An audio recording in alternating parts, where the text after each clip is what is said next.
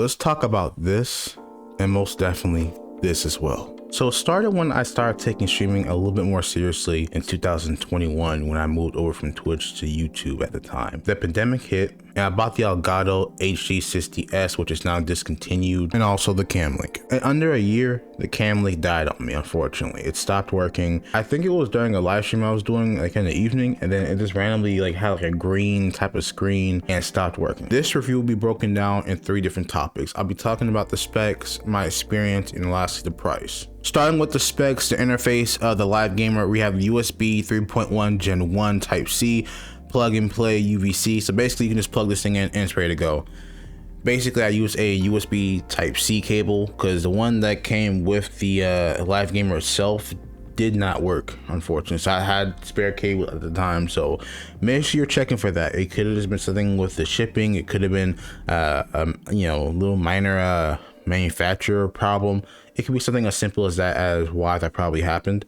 As for the input, it has HDMI 2.0, which some people don't like. I personally don't mind it, but if that's a problem with you, then you might not want to get this. As for the output, it uses USB 3.0 Type-C, and for the matte support resolutions, video input, it supports 4K 60 FPS HDR, 1440p, 144 Hz, and 1080p 60. As for its maximum recording resolutions, it can only go up to 4K 30 FPS and 1080p 60 FPS with HDR.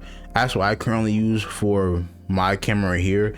Although I could go up to 4K, I prefer like having everything go to like 1080p and just go with that. Something I really love, it works with Windows 10 and it works with Linux as well, so you can use it as plug and play and it works immediately with your camera. Of course, if you use the right cables, of course. Speaking of cables, it unfortunately does not come with the mini HDMI to HDMI cable, so you will have to cop one on Amazon. Here are the system requirements I'll leave for here on the screen if y'all want to know what you need to specifically have on your computer or your Mac to run this capture card, but I think pretty much any computer can handle this as long as it's not a potato. Now I want to get into my personal experience with using the Live Gamer. So basically when I first got this, like I told y'all in the beginning, the cable was not working. So I put it back in the box because I have other cables I can use with the capture card.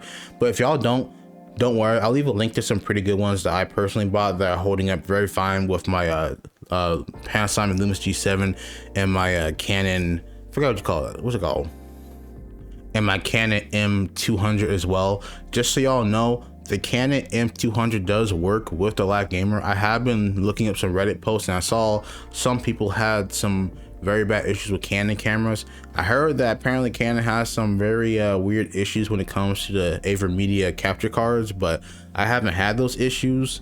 They say if you try to go up to 4K, it doesn't work, but for mine, it does, because I use it all the time for a lot of past tech videos whenever I use OBS.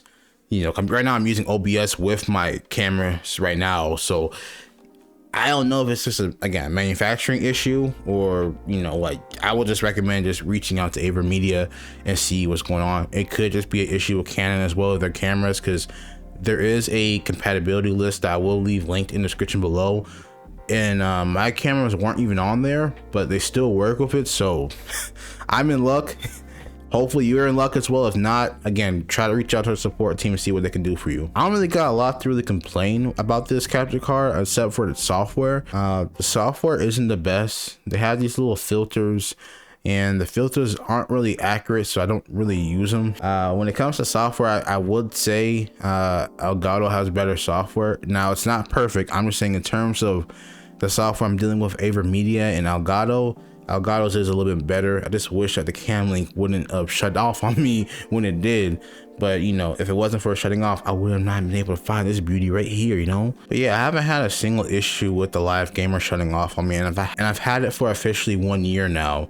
I bought it last February in 2023. It's now March 2024, so it's been a little bit over a year and a month now, and it's still working fine. Where my Elgato Camlink just gave up on me in like what, 4 or 5 months. And it was brand new from Target.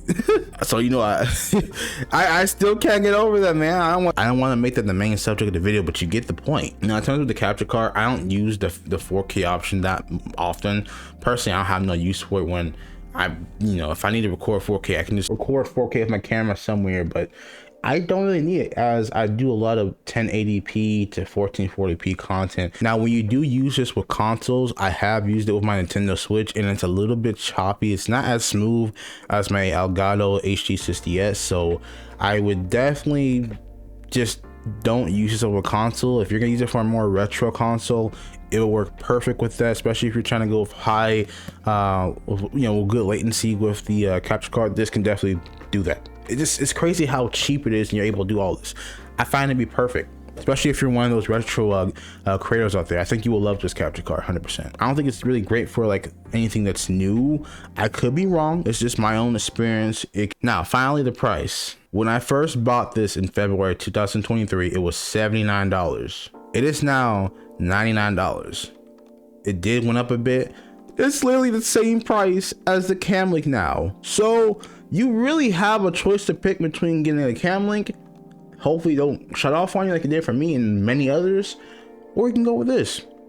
It's not really the most cheapest option anymore, but it still works 100% to this day. With its light form factor, it does overheat, but it does not overheat to the point where it'll shut off on you. I promise you won't. I've owned a cheap little overseas capture cards, and those things, they overheat pretty bad. Overheats worse than the iPhone 15. I promise you that. I almost burnt my finger on one of those capture cards one time. It was funny, but that's besides the point. Yeah, this thing does have good ventilation due to how it's made compared to this. So this thing will definitely cool down. Just, I would say, unplug it like after some time. I have had it like plugged in for like about 2 or 3 months. That's a really strong test whether it's overheating, and it hasn't given up on me. So I love that. I freaking love that. All right, as for the conclusion, this is better than a Camlink. I feel like when it comes to the software, Elgato wins. When it comes to quality and just easy to use, just good latency and all that, they're both good. So it can go both ways. It depends on what you prefer. But personally, for me, I'm glad I chose this because it's still working to this day after a year, and I hope it lasts a lot longer. Well, again, if y'all got a Camlink and it hasn't given up on you, GG's, man. GG's. I'm glad that it hasn't done that to y'all yet. Don't want my chat jinx anything. I promise you I'm not. But if since the Camlink and the live gamer or live streamer, whatever you want to call it, is still around the same price. They're both $99 right now. I paid like $249 for my Camlink from Target. I originally got it, so I got it in 2022. The price dropped dramatically. I think people were using it a lot for Zoom calls. I think that's the main thing. I think that's the main reason why capture cards are being bought up like crazy, because all the little online school thing. I think that's why the price was like surging up high as heck. But I want to quickly shout out Junior Claw for, he went with my recommendation on getting the Avermedia capture card, and have like a little picture here, y'all can see her here, of him trying it out. Shout out to Junior Claw. Glad my little YouTube short I made before making this actual review was good enough for you to buy it, because I was just trying to make a good recommendation, because he had the same issue with his Camlink just like mine. It gave out on him, so I recommended this, and so far it looks like he's been enjoying it. But yeah, I'll leave all links to all my resources and all the links to everything for all the products that are mentioned in this video down below. This video is not sponsored by Avermedia, but yeah, if y'all enjoyed this video, make sure you hit that like button, subscribe, make sure you follow me over on Twitch, and I will see y'all in the next video. Peace.